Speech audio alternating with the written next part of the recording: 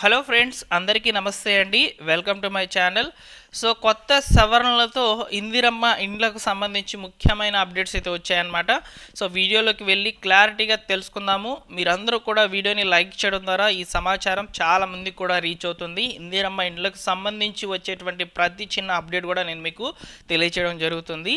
మీ ఇందిరమ్మ ఇండ్లు ఏదైతే ఉందో అది పూర్తి అయ్యేంత వరకు వచ్చేటువంటి అప్డేట్స్ అన్నింటినీ కూడా మీకు తెలియజేస్తూ ఉంటాను. సో సబ్స్క్రైబ్ చేసుకొని రెగ్యులర్గా ఫాలో అవుతుండండి. ఇక టాపిక్లో కనుక వచ్చినట్లయితే, సో లబ్ధిదారులకు మంజూరు పత్రాలు అందించాల్సిందిగా సీఎం రేవంత్ రెడ్డి గారు అయితే అధికారులను ఆదేశిస్తున్నారు. అలానే సో ఈ తేదీ లోపల ఇంటి నిర్మాణ పనులు అనేటివి మొదలైపోవాలని కూడా చెప్తున్నారనమాట. ఫస్ట్ పేమెంట్ కింద 1,25,000 రూపాయలు అయితే వస్తాయని చెప్తున్నారు.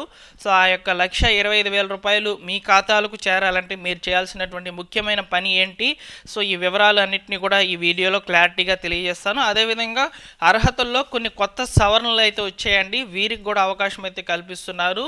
సో ఎన్నికల కోడ్ కంప్లీట్ అయిపోయిన తర్వాత మీరు తప్పనిసరిగా సో గ్రామ సభలు ఈ యొక్క అప్లికేషన్స్ ద్వారా అయితే మీరు ఖచ్చితంగా ఈ కులగణన సర్వే ద్వారా కూడా మీరు సో ఇందిరమ్మ ఇండ్లకు సంబంధించి వీరు కూడా దరఖాస్తులు చేసుకోవచ్చు అని చెప్తున్నారు అనమాట. అటువంటి వాళ్ళు ఎవరు, సో ఈ అప్డేట్స్ అన్నింటినీ కూడా ఈ వీడియోలో చెప్తానండి. వీడియో కొంచెం పెద్దదిగా ఉంటుంది, వీలైనంత వరకు పూర్తిగా చూసేందుకు ట్రై చేయండి, లేదా 2x స్పీడ్లో అయితే చూడండి, మీకు త్వరగా కూడా వీడియో కంప్లీట్ అవుతుందన్నమాట.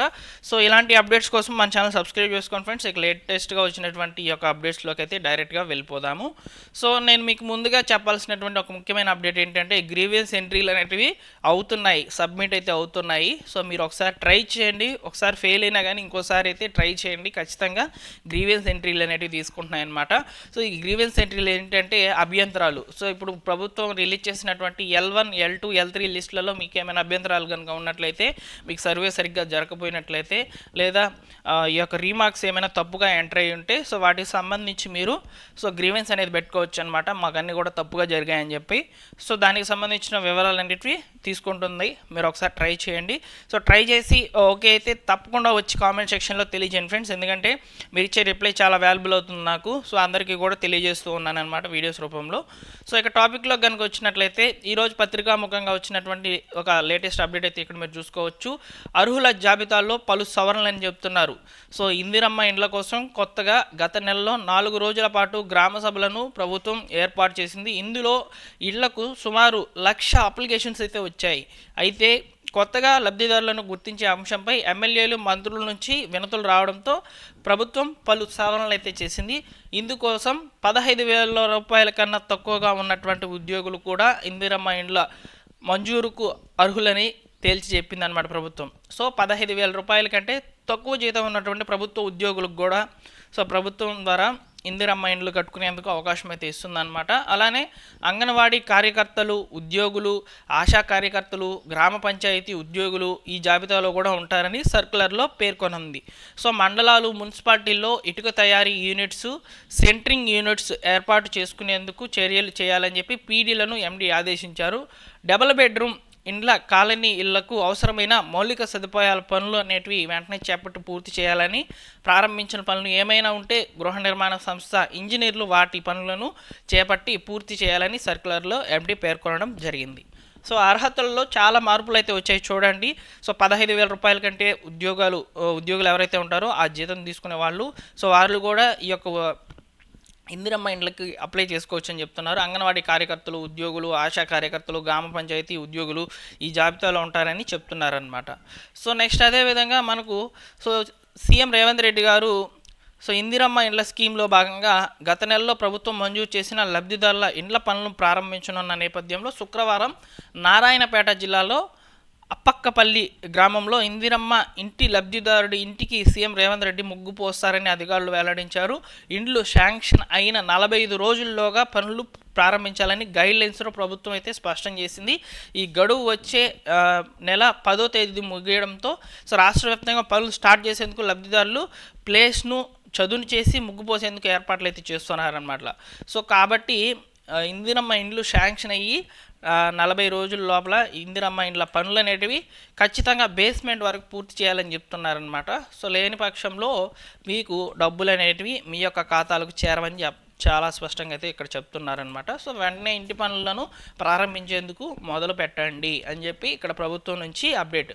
సో ఇందిరమ్మ ఇండ్ల పట్టాలు అందుకున్న లబ్ధిదారులందరూ కూడా మార్చి 10 లోపల బేస్మెంట్ స్థాయి దాకా వర్క్ స్టార్ట్ చేసేలా చర్యలు తీసుకోవాలని ప్రాజెక్ట్ డైరెక్టర్లను housing corporation MD VP Gautam garu అయితే ఆదేశించారనమాట. ఈ స్కీమ్పై ఇటీవల అన్ని జిల్లాల పీడీలకు ఎండి సర్క్యులర్ అయితే జారీ చేశారు. ఇందిరమ్మ ఇండ్ల నిర్మాణ గైడ్లైన్స్లో మంజూరు పత్రం అందుకున్నటువంటి 45 రోజుల్లోగా ఇంటి పనులను ప్రారంభించాలని సో చెప్తున్నారనమాట. సో ఇక్కడ ఏం చెప్తున్నారో చూడండి. సో ఇక్కడ పునాదులు తీసి బేస్మెంట్ ఇరిస్తే ఫస్ట్ ఫేజ్ అమౌంట్ ₹1,00,000 ఇచ్చేందుకు ప్రభుత్వం సిద్ధమవుతుంది. సో 1,25,000 రూపాయలు అనుకున్నాను నేను. సో ఇక్కడ ₹1,00,000 వేస్తుందంట.